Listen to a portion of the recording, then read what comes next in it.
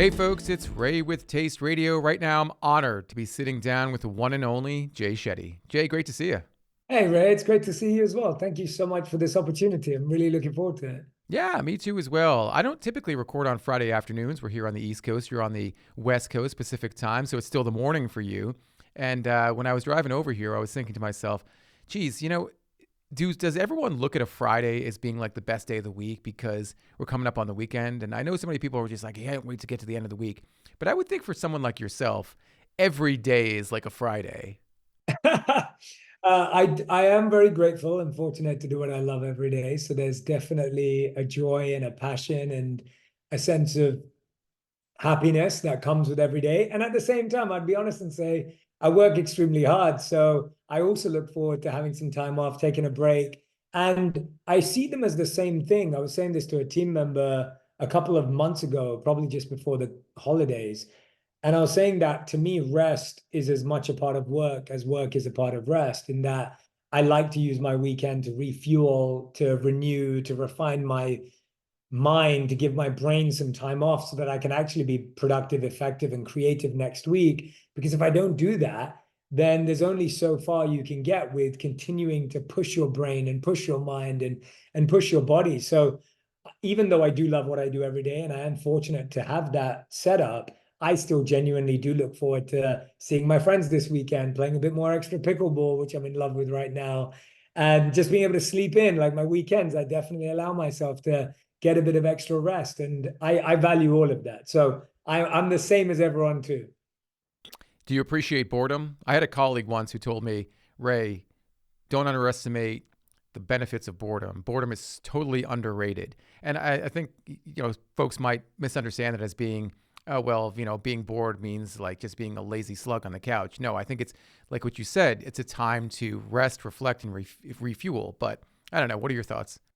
Yeah, it's so funny you asked that because years ago, this might have been like 2019 now. I think Yuval Noah Harari, the author of Sapiens and Homo Deus, if you know the two books, he came on my podcast on purpose, and we literally recorded a whole episode about why boredom is one of the best things in the world to do. And to me, boredom is the idea of being able to sit alone with my thoughts without having an external form of trying to entertain myself. So whether that's scrolling, whether it's trying to flick through streaming platforms, but actually saying, well, wait a minute, let me just not have something external entertain me, but let me find a way to make this time meaningful, useful, and powerful. And so I've always enjoyed that. I find it harder to hear my own intuition and my clarity of voice if I'm too surrounded by external noise.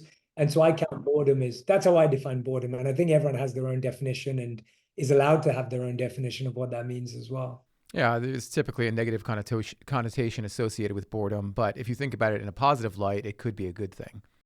For sure, for sure. I can agree with you. I mentioned to your team that I wanted to kick off the interview, even though we've already kicked off the interview, with a little bit of word association. And you mentioned your podcast On Purpose.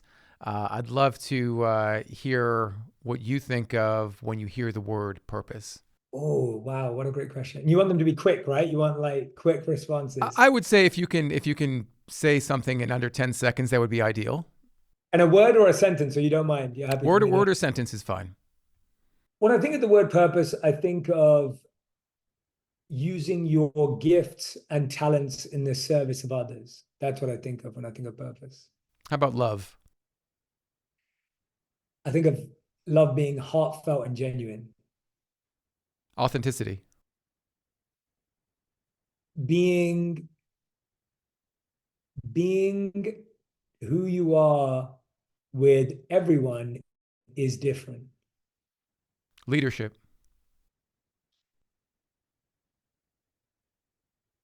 Learning from others and allowing them to lead when they have better ideas.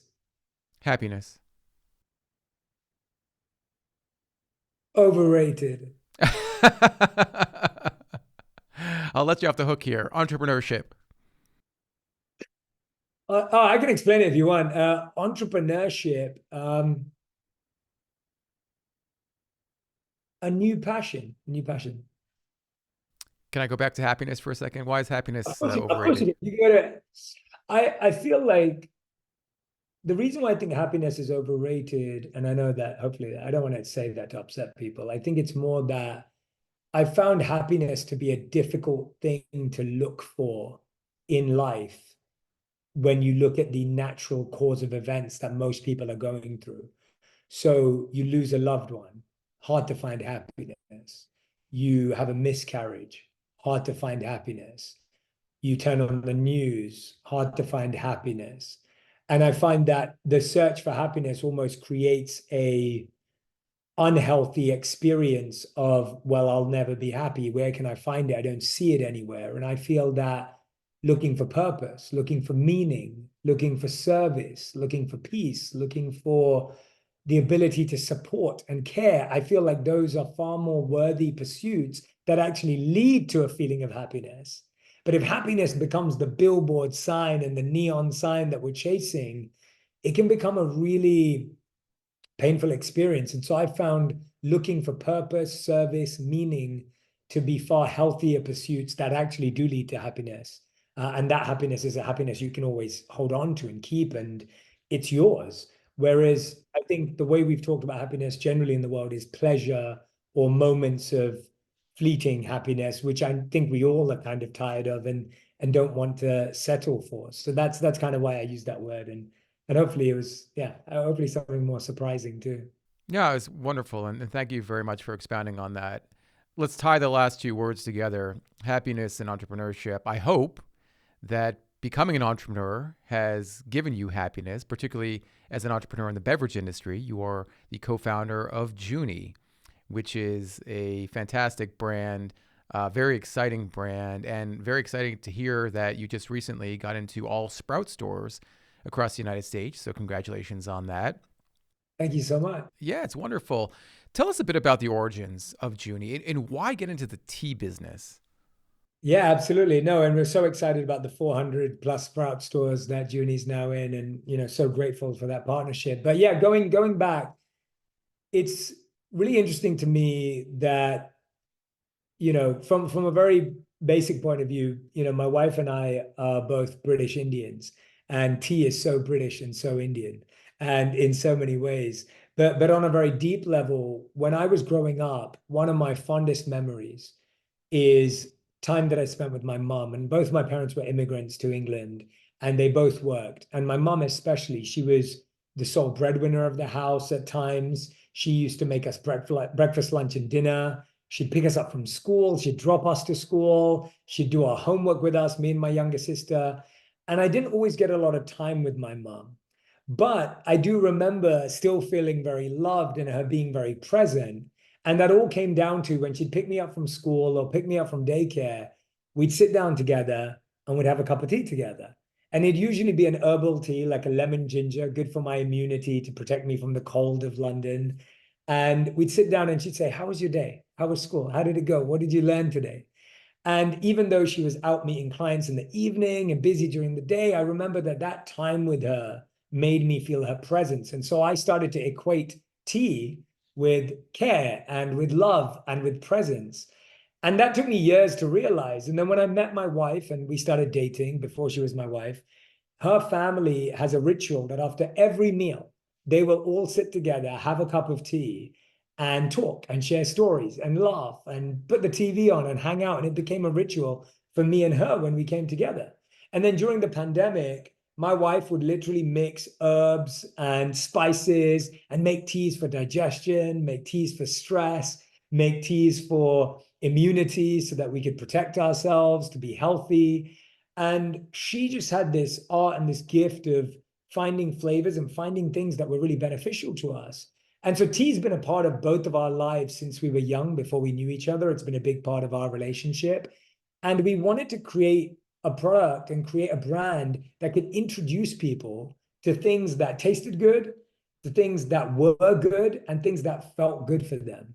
And we thought, what better way than to introduce people to herbs and spices and plant extracts in a way that's very easy. I think all of us think, oh gosh, I forgot to take my supplements today. I think we all think, oh God, I got to take that thing and I got to take that thing. And I was like, I feel that stress too, by the way. I'm not perfect. I miss out on so many little things that I'm trying to get into my routine. But what if you could put really good things into one product that would make it easy? You could just take that and you'd automatically feel better and it'd be good for you. That's where it all came from. No, I was just saying that. And I think that was one of the biggest reasons why we went into do a ready to drink or RTD, as I've learned and learning more about the industry. But the reason why we did that was because we felt it had to be even more accessible. Not everyone loves tea, that people may be coffee drinkers, and I don't think they need to stop that. I think we wanted to find something that didn't even, has a little bit of taste of tea, but it doesn't even taste like tea. You don't even have to be a tea lover to approach this and find the benefits of the adaptogens. And the reason why we called it Juni was it stands for just you and I. And this idea for me and my mom, it's like just about me and my mom. It's about me and my wife. It's about her and her sister. And so how could this be a reminder to share moments with the people that you love and connect deeply with the people that you love? Absolutely. I love the idea of offering consumers sort of a one-stop solution or one all-in-one solution that they can drink on a regular basis, to make it easy for them. But it's definitely not easy to start a beverage company. And as you mentioned, an RTD, a ready-to-drink beverage company, is just loaded with challenges. What were your initial expectations when you thought about starting this business, and what's the reality of being in it right now? Definitely. I mean, I obviously come from a world where we create content, majority of which is online. I do live events and I've published 2 books, but generally my work's online. And so we can edit a podcast or update a website and it takes 2 seconds. Whereas when you're reformulating something to get it to taste better and have the right proportions and reduce the calories and reduce the sugar intake, because we didn't want that. I mean, you start recognizing that an update online, which took you 3 minutes, now takes 3 months. And that sounds bizarre to someone who's like, obviously it does, but as someone who's been in the digital space and the online space, it's a completely different patience and renewal program. I think we saw during the pandemic how the prices of tin cans went up, how export and import prices went up, and you start to recognize just how the global economy impacts a product that you're making locally and how much that can have. I think one of the things that we found exciting though, and by the way, all of these are great learning experiences, is that you recognize a lot of things. The first thing you put out is never the best thing. The first formulation we put out of our drink was not the best one. The one we have right now is the best we've ever had, and we'll continue to improve it.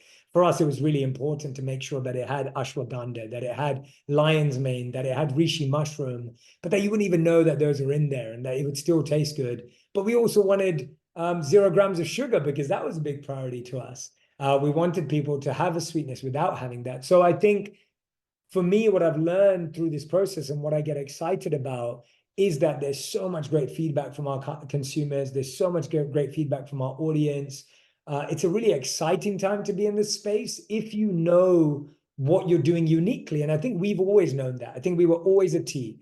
We always wanted to be adaptogenic. We wanted to have adaptogens. And for people who don't know, adaptogens are plant extracts and herbs that rebalance your body. So if you're experiencing stress, they'll reduce that stress. If you're feeling tired, they'll bring you back to a sense of energy and balance. And we wanted to introduce the world to adaptogens, which is far more my wife's expertise than it is mine. She's a nutritionist, a dietitian, and Ayurvedic health counselor. And so that's really her expertise. And our goal was, it's an exciting time because we're very clear. We want people to live a healthy life. We want people to be excited about something they consume every day. And we want it to be easy. We want it to be fun. We want this to be the drink you're having while you're watching a game. We want it to be the drink that you have every weekend, in the morning as your midday pick-me-up. Like, I think it's an exciting time if you have clarity, and I would encourage that for entrepreneurs who are entering the beverage space or any space, is have real clarity on why you're doing what you're doing and what that is, because it makes a huge difference in helping you overcome the natural challenges that every entrepreneur is going to have to face. Even if you have clarity, though, your approach might need to be tweaked. And yes, it was the case with Juni that before it was called Juni, it was called Joyo, and it needed a rebrand. You needed to tweak the branding somehow, some way. But what elicited the rebrand? What made it such that you figured, okay, a name change would benefit what we're trying to do here?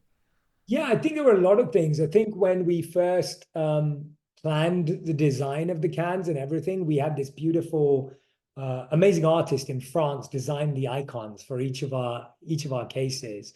And we were really, really passionate about them. They're beautiful. If anyone hasn't seen them, and I know we're doing videos. So, all of these little icons that to us represent all these really beautiful experiences and hopefully allow people to make memories. And they were really important to us. And when we first printed the cans, we didn't realize that we'd made them too small. The cans had a white background.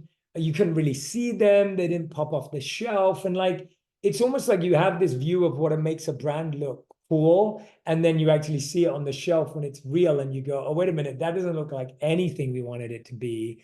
We found that the name Joya was hard to pronounce for a lot of people. They were like, how do you pronounce that? Like, how does that sound? Like, it wasn't flowing, it wasn't rolling off the tongue. And I think even that first formulation that we had didn't represent what we wanted. It tasted far too much like tea. And we could taste it, and then we were like, we're not sure we got it quite right. And so it took 2 more formulations after that. And as the formulations were improving, we're like, you know what? We actually want our brand presence to really represent what we feel when we drink this and what we want people to feel. So we made the icons bigger. We added the color that was always there in the art pieces to the background. We brought that imagery back. We wanted the fruit to be front and center and clear so that you were aware of the flavor profile as well, which we didn't have. And these are all things that sound so obvious, but it's so funny that when you're in a new space that you've never done before, and I'm a complete beginner and student in this industry, you start to recognize just that's what the audience needs. The audience needs to know what's the flavor, what's this, what's that. We wanted to call out that it was 0 grams of sugar and only 5 calories, that you could see that clearly. And all of that has made a massive difference in the success of it. And so I think for us, rebranding and renaming allowed us to represent our values better and connect with our community better. And if we hadn't done that, I think it wouldn't have allowed people to revisit it with enthusiasm and energy. Because it's really challenging to build that relationship with our community. Did you ever think about sort of quitting after if the initial brand didn't work, or at least the initial formulation or design for you didn't work? Because, the failure rate's really high in our industry. And I think a lot of people, once they go to market and something doesn't work, that's kind of it. Yeah, I think for me and my wife, we so deeply believe in the benefits of adaptogens. We so deeply believe in having, even for us, by the way, like for us to have something fun to consume that isn't full of sugar, that isn't, isn't something that we feel drinking something that is going to make us feel great and is going to benefit us. I think that was so important to us. And I think I've had enough failure and rejection in previous lines of work that I've come to an understanding that often you have to pivot your path, but you don't have to pivot from what you're trying to build if you really believe in it. And I think for us, we were like, no, we believe in making goodness accessible and fun and practical and tasty. And so if we believe in that, there is a way. And I think, you were mentioning the podcast earlier. I mean, when I first wanted to launch the podcast, I was turned down by every podcast production company who said, we don't think this is going to be a big podcast. People said to me, Jay, people like to listen to you for 3 minutes. No one wants to listen to you for an hour. I heard that in meeting rooms. And so I've sat there and heard that many, many times and had that. So I think I'm at a point in my career where I recognize that that is the way. I'm going back to the beautiful old Stoic statement of the obstacle is the way, as Ryan Holiday beautifully wrote a book on that. I think you start to recognize, wait a minute, everyone I look up to and everyone I admire, they had this happen to them too. So it happening to me is not a failure, it's feedback, it's a way forward, and it's actually helping me understand how to adapt for the future. And so taking the adaptogenic approach again, it's like I've got to learn to adapt. I've got to learn to be mobile. And I think I've learned that more from consumer products and beverage than I have with anything else, where the need to adapt is really high. And the challenge is it can take a while to adapt.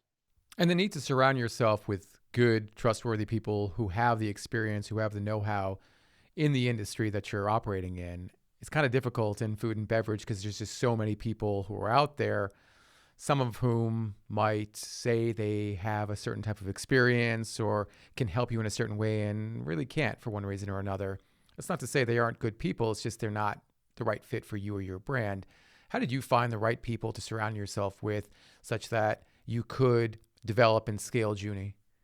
Yeah, I think the good thing for me was that I was approaching this with a lot of humility and, like I said, a student mindset of, I don't know this industry, I don't know this space, I'm here to learn.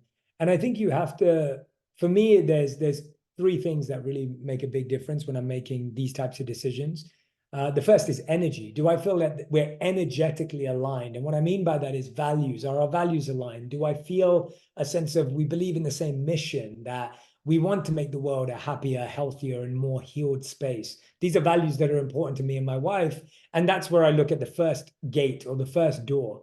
Then if someone walks through that door and we feel aligned, I look at strategy. Does this person have the right strategic mindset? Do I feel like they have really good ideas and they really understand how to implement it? And do they really recognize what could be our pitfalls? Are they prepared for them? Like, do we strategically get along?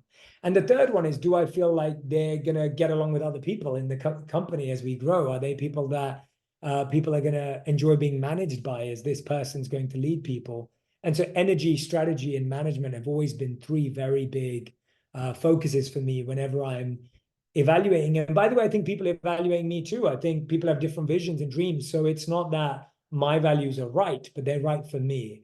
And I think that's always worked for me. And it's something that I've noticed when I ignore it, it doesn't go well.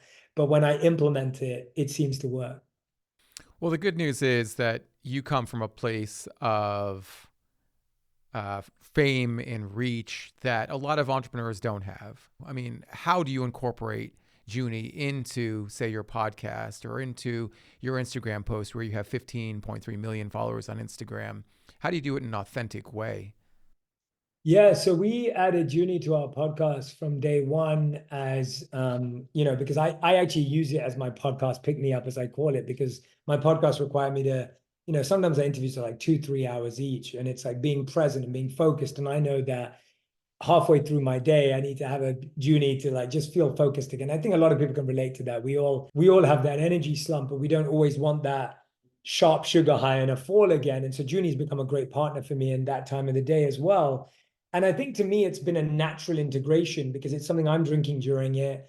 We make it very candid for our guests. My guests know that it's my wife and I's brand, and it's up to them whether they try it or they don't. There isn't any force. And I think that's the authenticity of the drink too. It's we want people to try it and taste it based on their own choice and freedom. On social media, I think my wife and I have a lot of fun with it because it's in our home. It's what we're drinking. So it's very easy for us to incorporate it in our work because it's part of our daily life. And so again, it becomes really naturally built into all of our content creation. And my wife and I love creating content together. We enjoy messing around together, being playful together. It's a big part of our relationship. And Juni kind of is that blend. We always said we wanted it to be playful and profound.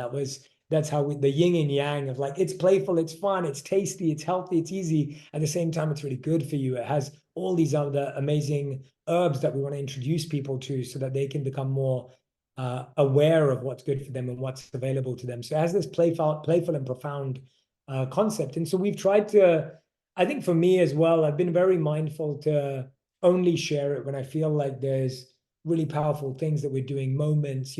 We went to Sprouts the other day and had so much fun in store with the staff as well. And then we shared all of that the other day and it got so much love on social. And so I think it's all happening very organically and naturally because it's a part of our life and a part of our day. Can I ask you a bit more of a technical question? There's a lot of different ways to share content, even on a single platform. If you think about just Instagram, stories, reels, just posts. What's been most effective from a social platform standpoint? It's more in a very specific way. That's a great question. Yeah, more than happy to share what we've learned.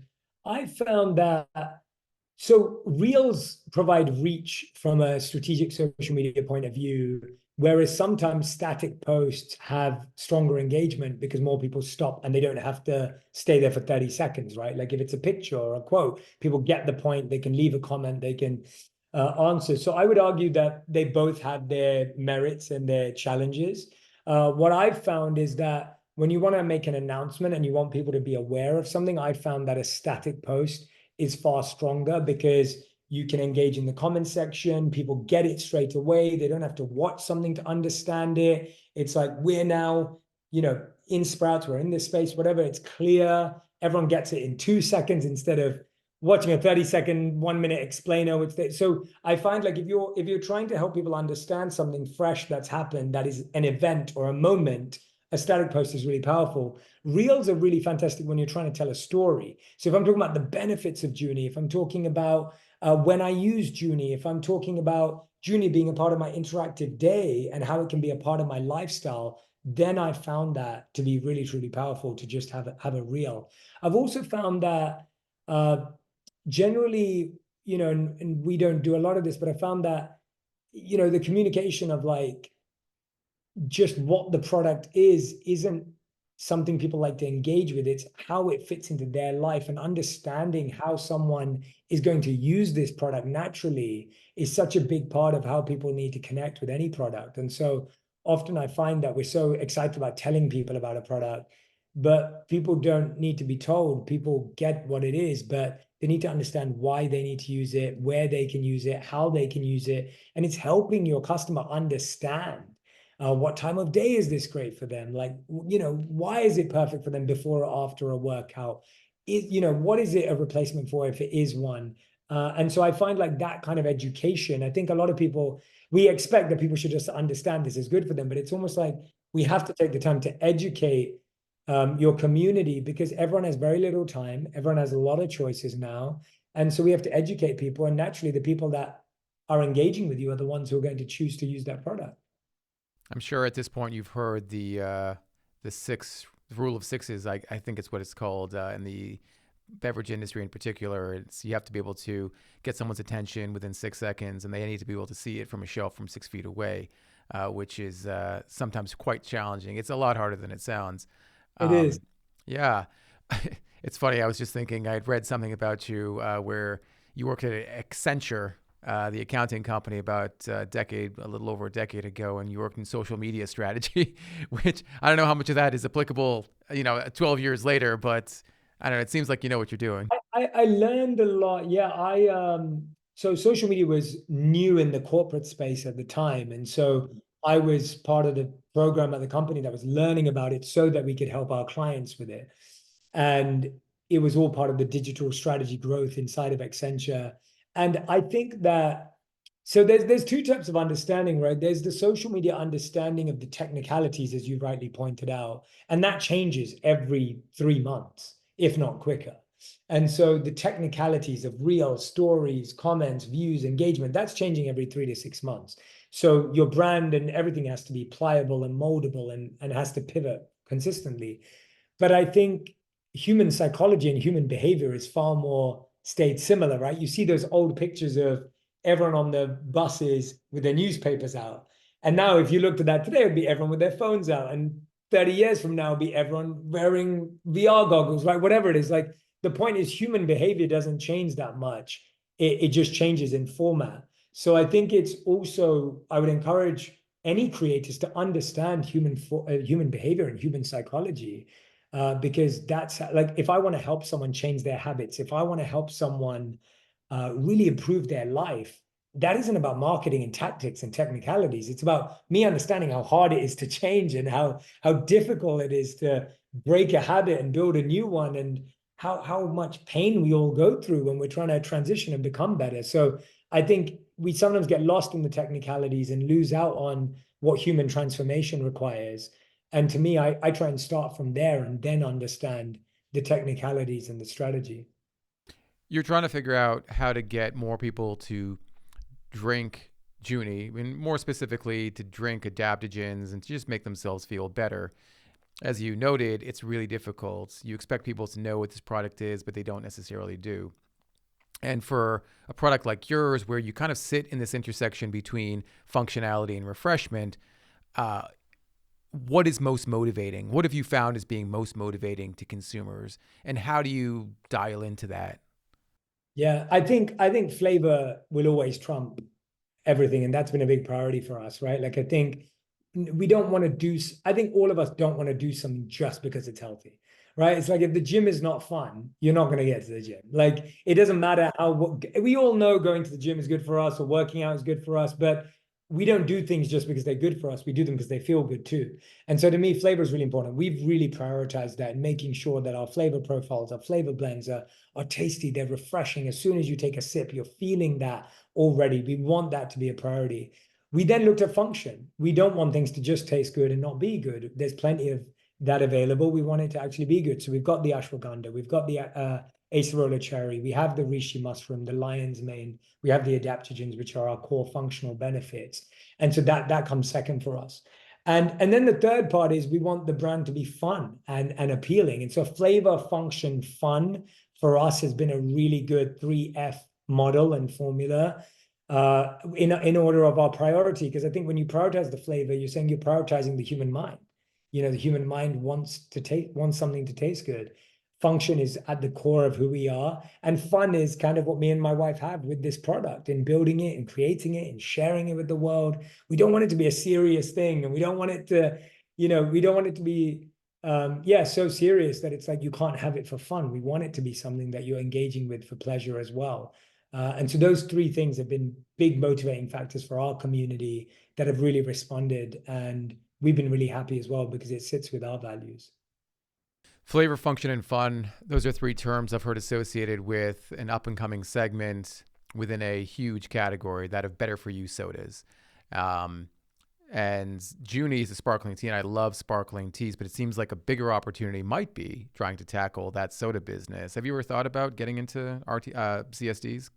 Well, I feel that I feel like there are amazing sodas out there right now that are doing a great job, and it's brilliant to watch. I love seeing the market have there's so much variety and abundance right now in a good way. And I really feel that people can easily drink Juni as a soda replacement. It has the same feeling, it has the same bubbles, it has the same experience. And so if someone wants a healthier soda alternative, Juni is that for them. I think it's also perfect because it fits in that tea space as well. So it's great for tea lovers and soda lovers. And to me, the tea part is the core function, the core benefit, the core USP that we hold. And therefore, I do really want to win and continue to win in the sparkling tea, iced tea, cold tea space, because to me, that part of the industry just hasn't been disrupted for decades. And it's about time that there was a tea 2.0 and a version that is allowing people to have a more fresh, flavorful, unique experience with tea, and tea becomes fun. I've always said I want tea to become as hot as coffee, right? Like, how do you make tea that appealing? And I think Juni's doing that and is actually doing that right now. So yes, if someone wants a healthy soda alternative, Juni totally fills it. If someone wants to use it for mocktails, it's fantastic. If someone wants to use it for, I think it already is all of those things, but tea is very much the important category for us to win in and play in. Jay, I can tell how passionate you are about your brand and about this business. I don't know if you noticed, you're getting slightly closer and closer to the camera and the microphone as we've been talking, and particularly as we've been talking about Juni, which is great. That's true passion and entrepreneurship. I can feel it, and folks who watch the video, they'll see it as well. I apologize. I'm like getting in your face now. No. You know what? This is not the first time this has happened when I've been recording a podcast where someone's getting so passionate about what they do, they're getting closer and closer to the microphone. Well, you ask great questions. You ask good questions, and so I think it's fun because I feel it's really interesting. You do something, and I really appreciate you having me on. Like, talking to founders when you're building is really different from talking to founders when you're like at the end of the journey, right? So, on my show too, it's like I'll talk to people when they're up and coming and they're in that moment, and then I'm talking to people who've established themselves for decades. But it's really fun talking. Like, I can't wait to watch this interview back in a few years to be like, oh my God, I was so silly that I thought I had that figured out. And like, oh my God, I was so confident about that and I was so wrong. And like, oh no, I was right about that little, like, I love that. Like, to me, I never got to do this with other parts of my career. And so it's really fun. Like, there wasn't, no one wanted to have me on an interview show 10 years ago when I started creating content, 8 years ago when I started creating content. So it's interesting to me that this is a journey I'm also going to get to live in a different way. So I'm appreciating the opportunity to talk about something that I'm learning about rather than I've lived it, if that makes sense. Absolutely. And I sincerely appreciate you once again taking the time to sit down with me. As I mentioned, it's clear your passion for Juni, and it would feel like, or I would think that you're neck deep in the industry right now because you kind of have to be in order to be successful in beverage. But I don't know, what is your day to day role at this point, and how do you see your role evolving? Yeah, absolutely. So I trust my wife more than ever with the flavor profiles and figuring that out. She's great at taste and really great at like, I really want this herb. And, she's the one who's like pushing for like, she was the one who was like, we have to be 0 grams of sugar. Like she's, really into health and wellness and really prioritize it for herself in her own life and in everything she does. And so she really leads the company from that point of view, pushing us to get better and better in that way. For me, I really enjoy the habit development part of it. Like I love the idea of like how this can help people in their day to day. Like why is this useful? When is it useful? Where is it useful? How is it going to help you? Because I'm someone who was addicted to sugar. Like I was drinking if I look back at my college days, I was having, a 500 milliliter bottle of a sugary drink, like a soda, every single day with a bar of chocolate every single day. Like that's how I got through college. Whereas I've come to the health journey through my wife and had to like find replacements and find healthier alternatives, which is what Juni is, which is why I love it so much, because I realize how hard it is to give up these things that we've been conditioned and trained to do. So I come at it more from the storytelling aspect, the habit development aspect, the how do we explain what the product is? How do we educate? How do we market? How do we promote it so that people recognize that they can let go of some of their vices and find healthier options and alternatives? And then we have an amazing business partner in Kim Perel, who runs the business. She founded it with us since day one. Who runs it on a daily basis. She comes from an incredible tech business background, has a deep passion for beverage. And then we have amazing mentors that we found, consultants, board members that we brought on who have deep beverage experience, who are guiding us on retailer partnerships, who are guiding us on hiring. And these people are invaluable. So yes, I'm deep in it, but I think you can't catch up and you can't accelerate it. So you have to have these mentors and wise advisors who are saying, hey, when we did this 5 years ago, this is what we learned, this is what's changed, and this is how it works. And so we wouldn't be anywhere without them. And, I place a lot of faith in them. Being an entrepreneur is a pretty unique experience for the entrepreneur. I think, no one has the same type of journey. I think a lot of people can learn from people's experience, can learn from insights, can learn from other people's mistakes. But it's really, really difficult to have the exact same journey. I think it's impossible to have the exact same journey. That being said, you've talked to entrepreneurs in the past, and before you became, or at least before you became a consumer brand entrepreneur, I would think that your perspective is pretty different than the one you have today. I could be wrong. I mean, but do you perceive stress, purpose, passion, failure in a different way than you before you had become an entrepreneur? Yeah, that's a great question. I would say that when you're starting out and you haven't had a win, there's still a part of you that may believe it may never happen. So I think when you're starting out, the stress is, what if this doesn't work at all? What if this fails miserably? Like, I think we all have this, if anyone's listening or watching right now, and they're thinking about starting something, or they go back to before, like you said, before they built something. I think there's a part of you that still questions whether it will get anywhere. And I think after you've had a couple of wins and some experience of success, whatever that means for you personally, I think you start to realize that, oh no, there is a way. And the only question is, am I willing to do what it takes? So you recognize that, yeah, I recognize this could take 3 years, this could take 5 years, this could take 10 years. Am I willing to do that?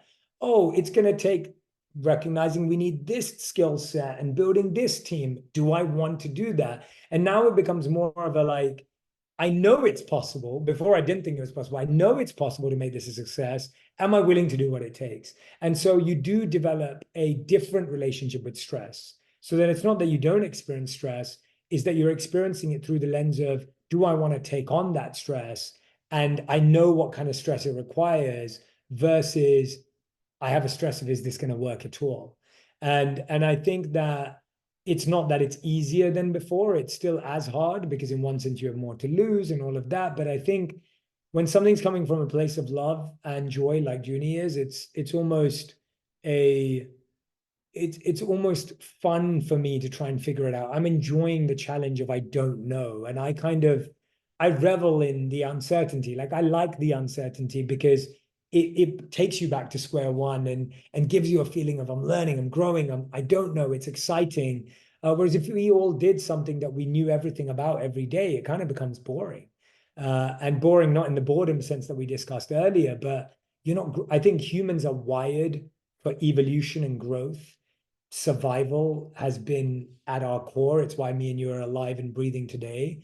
And so I think stagnancy and being stuck and plateauing actually takes away the joy from life.